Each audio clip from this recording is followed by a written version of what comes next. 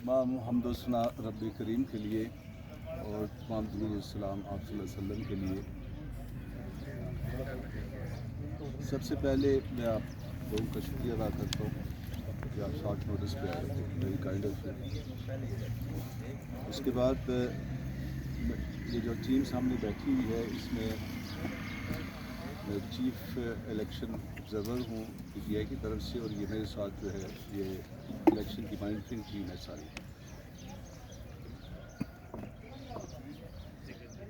सबसे पहले मैं कौम को मुबारकबाद देना चाहता हूँ कि हमने ये इलेक्शन जीत लिया है।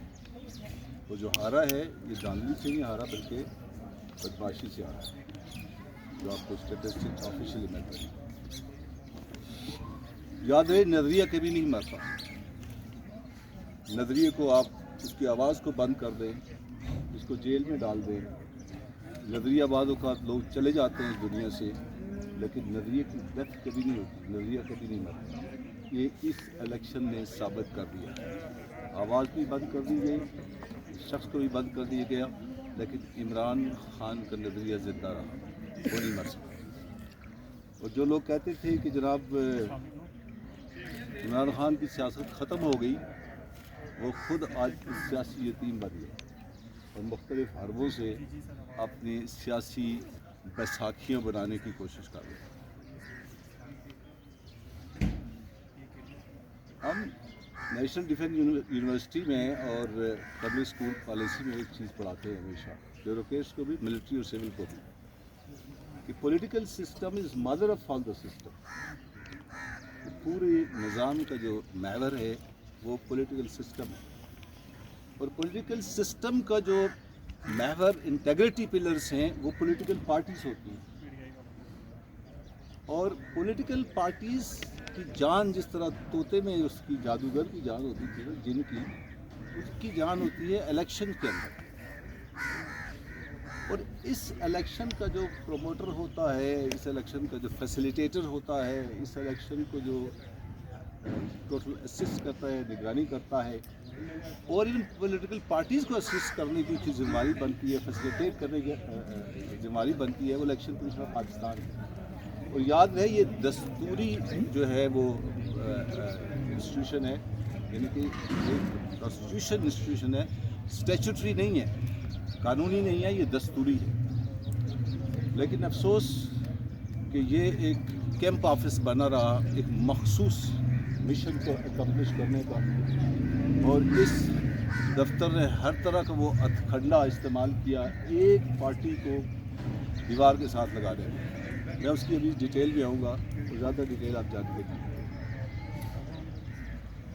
इलेक्शन की शफाफियत जो है वो पूरे इस निज़ाम का बेसिक फंडामेंटल बुनियाद रखती है। और इसी शफाफियत को इंश्योर करने के लिए, अगर आपको याद हो, तो इमरान खान ने बहुत जोर लगाया था कि इलेक्शन जो है, वोटिंग जो है मशीन होनी चाहिए। और याद रहे कि 64 ऐसे धांधली के चांसेस होते हैं जो सिर्फ मशीन की वजह से दुनिया में जो राइज है निज़ाम ख़त्म हो सकते हैं। और प्रेसिडेंट की आज जो स्टेटमेंट कल आई है, उसने इस पर मोहर सख्त कर दी है कि अगर इलेक्शन वोटिंग सेल मशीन होती तो ये सारा मामला ना होता।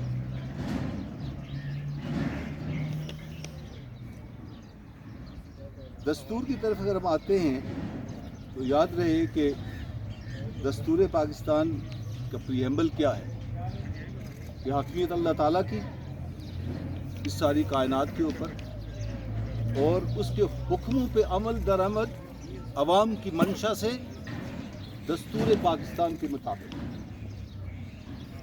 जो कि हमारा सोशल कॉन्ट्रैक्ट है।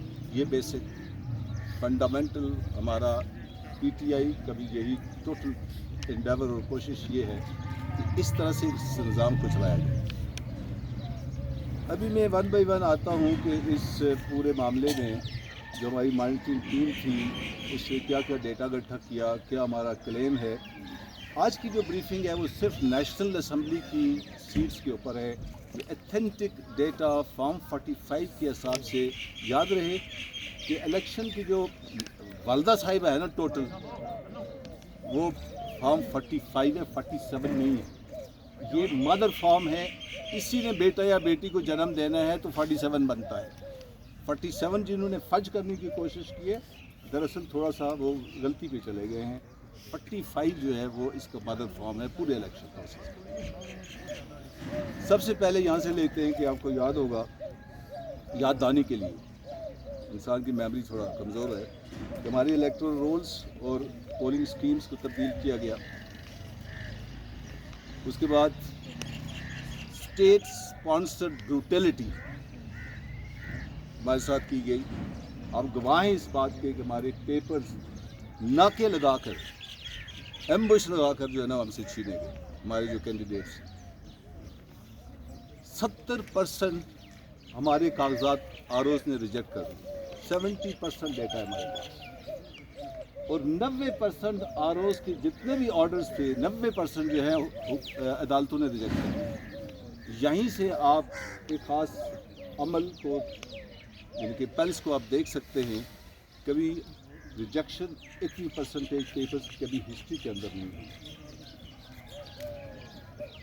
ہمارا 1.5 سال تک فیصلے کو روکا گیا, الیکشن کمیشن نے فیصلے کو روکا, اور این 13 جنوری کو ہمارا بیٹ کا سمبل ہم سے لے لیا گیا اور ہمیں بینگن, باجا, بکری یہ نشان دے دیے گئے.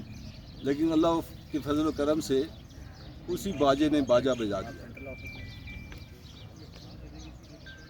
الیکشن کیمپین ہم ایون حجروں میں بیٹھ کے کنونشن کرنے کی ہم نے کوشش کی, ہمیں نہیں کرنی دی. الیکشن کیمپین ہم کہیں بھی نہیں کر پائے. باقی لوگوں نے ہر طرح کی کیمپیننگ کی, جلسے کیے, سب کچھ کیا. پھر این الیکشن ڈے کے اوپر تمام جو ہے وہ نیٹ ورک جو ہے کمیونیکیشن نیٹ ورک تھا اس کو بند کر دیا. اور اگر آپ کو یاد ہو تو جو بی بی سی کی نمائندہ تھی کیرولین, اس نے پوچھا کہ جناب الیکشن کمشنر صاحب یہ آپ نے فیسلٹی کیوں بند کی, کیونکہ 8300 کے اوپر ووٹر نے معلوم کرنا ہوتا ہے کہ اس نے ووٹ کہاں پہ ڈالنا ہے. تو ان کا بڑا معصومانہ سا جواب تھا کہ جی ان کو پہلے پتہ کر لینا چاہیے تھا. تو آپ پہلے انٹیمیٹ کر دیتے کہ ہم نے 8 تاریخ کو بند کرنا ہے تو پھر ہم بند کر لیتے بندوبست. تو یہ ان کا جواب تھا.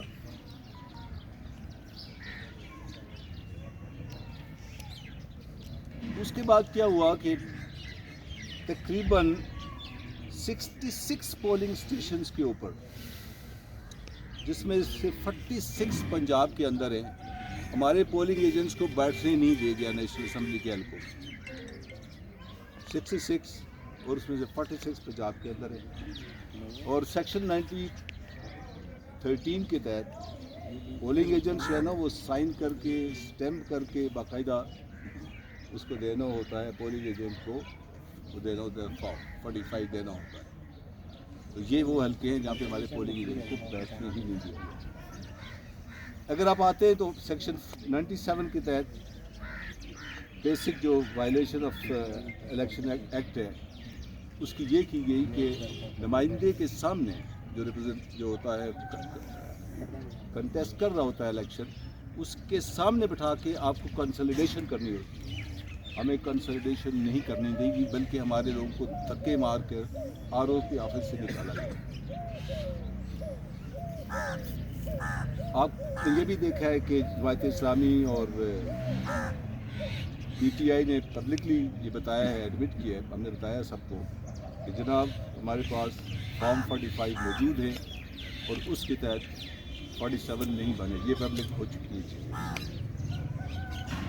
تقریباً اگر عدالتوں نے ہمیں انصاف دیا تو 180 کے قریب نیشنل اسمبلی کی سیٹیں ہماری فارم 45 کے حساب سے الحمدللہ بنتی.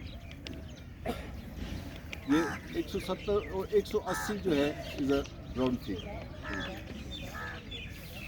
یہاں پہ میں ایک چیز بتا دوں کہ بعض यहाँ पे मैं उन लोगों का शुक्रिया अदा करना चाहता हूँ, ये तोहम पाकिस्तान में से बहुत कम हो गया है, उन आरओज़ का शुक्रिया अदा करना चाहता हूँ जिन्होंने स्टैंड लिया और उन्होंने फेयर और फ्री इलेक्शन की जो है ना पूरी सपोर्ट की और फॉर्म 47 सही 45 के तहत बनाया। ये पूरी कौम उनको सलाम करती है, उनकी इस हिम्मत और करेज को रिकग्नाइज़ करती है।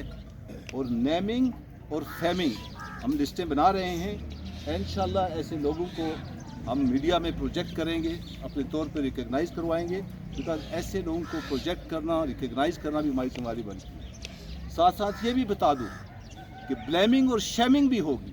जिन आरओज़ ने ये धांधली की है, और मैं पीपीसी कोर्ट करने लगा हूँ जिसमें 10 साल कैद होती है, हम उनको ब्लेमिंग और शेमिंग भी करेंगे, और वो लिस्ट भी हम तैयार कर रहे हैं जिन्होंने अवाम की इस अमानत के साथ बदयांती की है, ख़यानत की है।